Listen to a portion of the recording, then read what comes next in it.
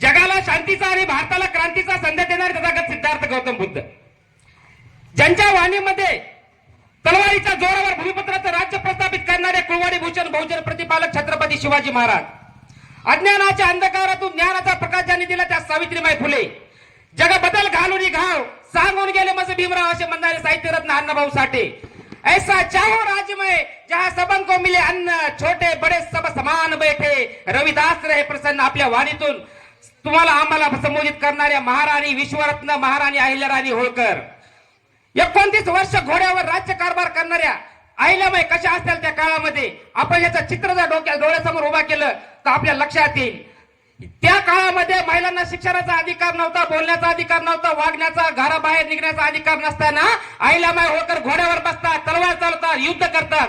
अशी आमची रणरागिरी या राणीच्या सगळ्या राण्या आज इथं बसलेल्या आहेत. या सर्व महिला फौज त्या काळामध्ये फौजेचं नेतृत्व करणारी संधी या महिलांना दिली. आमच्या भगिनी त्या काळामधून प्रेरणा घेऊन आज पोलीस म्हणून आपल्या समोर उभा आहेत. मी तुम्हाला एक थोडक्यात उदाहरण सांगतो.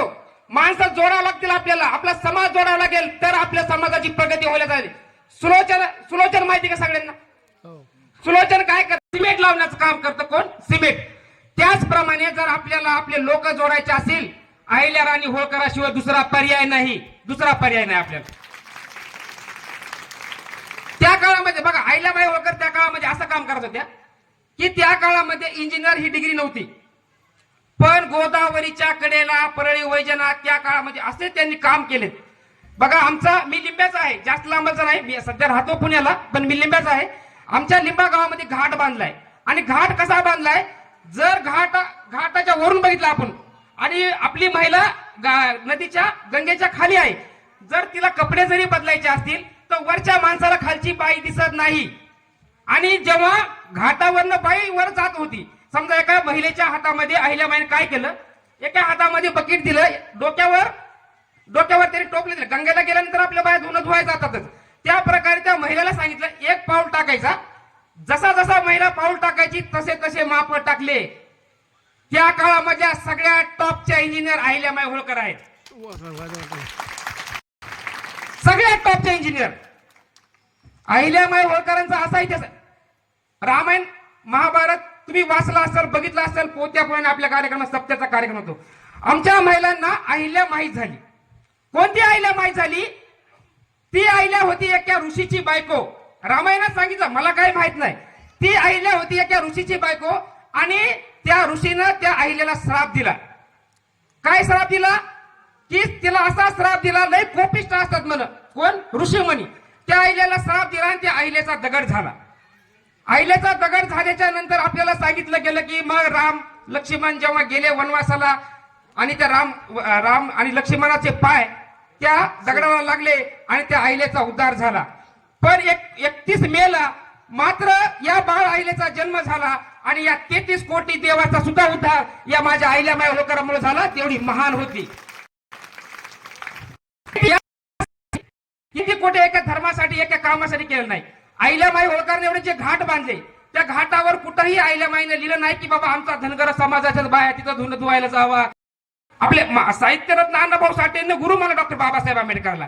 बाबासाहेब महार जातीचे, साहित्यरत्न अण्णाभाऊ साठे मातंग समाजाचे आणि डॉक्टर बाबासाहेब आंबेडकरांना गुरु मानल्यानंतर बाबासाहेबांनी महात्मा ज्योतिरावजी फुलेंना गुरु मानलं. महात्मा ज्योतिरावजी फुले हे माळी समाजाचे.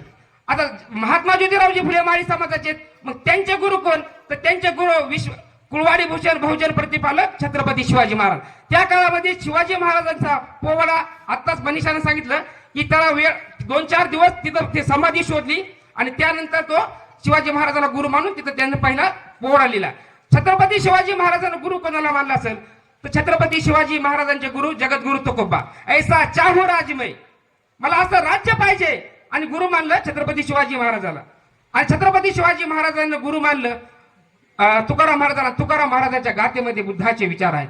म्हणजे ही श्रृंखला जी आहे महामानवांची जोडण्याची, या सर्व समाजाला घेऊन जाण्याची ही आमची श्रृंखला आहे. त्यानंतर तुम्हाला एक मुद्दा सांगतो. मल्हारराव आणि सून मल्हारराव होळकर एवढे पराक्रमी होते, पण मल्हारराव होळकर एक सासरे होते अहिल्यादेवी होळकरांचे. आज आपल्या सासऱ्या, जो आज आपला सासरा आहे, कशी आपल्या सुनाला वागणूक देतो? आमच्या इकडे तर देतो, तुमच्या इकडे चांगले असतील मला माहित नाही ते, पण आमच्या इकडे कसं आहे, नवीन लग्न झालं की तुला चहाच येतो का, तुला जेवणच बरोबर येतंय का, तुला स्वयंपाकच बरोबर येतो का, ह्या गोष्टी समजा. पण त्या काळामध्ये अहिल्याराणी होळकरांना हे असं कोणतंच काम केलं नाही. सुरुवातीला आलेलं काय केलं, तुला घोड्यावर बसायचे, घरामध्ये आल्यानंतर घोड्यावर बसायचे, तलवार चालवायचे, युद्ध करायचे, असा सासरा होणं सुद्धा काळाची गरज आहे. तेव्हा कुठं अहिल्या निर्माण होतील.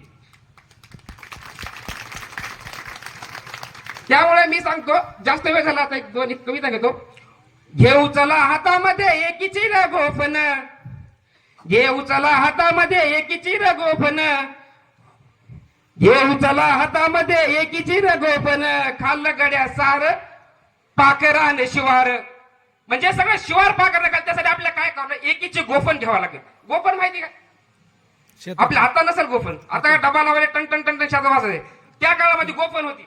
ती गोफन काय करायचं की आपल्या एखादा काय करायचा, रामराव आणि श्यामराव असतात, ते रामराव काय करायचं, गोफन घ्यायचा, शेतामध्ये पाखरं आणायचा, आणि मग काय करायचं, रामरावच्या शेतातले सगळे पाखरं श्यामरावच्या शेतात. मग संध्याकाळी श्यामराव घरी यायचा, रामराव जायचा, रामरावच्या शेतातले परत श्यामरावच्या रामरावच्या. मग तेव्हा लक्षात आलं त्यांना की आपल्याला आता एकीनं करावं लागेल. त्यामुळं आजच्या कार्यक्रमामध्ये धनगर समाजाने एक्या जुटीनं काम करायचं. आपलं काम जे असेल, आपलं कौशल्य आपल्या समाजाकडे कोणाची बघण्याची हिंमत झाली नाही पाहिजे. असं काम आपल्याला जयंतीच्या माध्यमातून घ्यायचे. हेवे दावे सगळे सोडून द्या. आमच्या महापुरुषांना हेवे दावे करण्यासाठी आम्हाला तयार केलं नाही.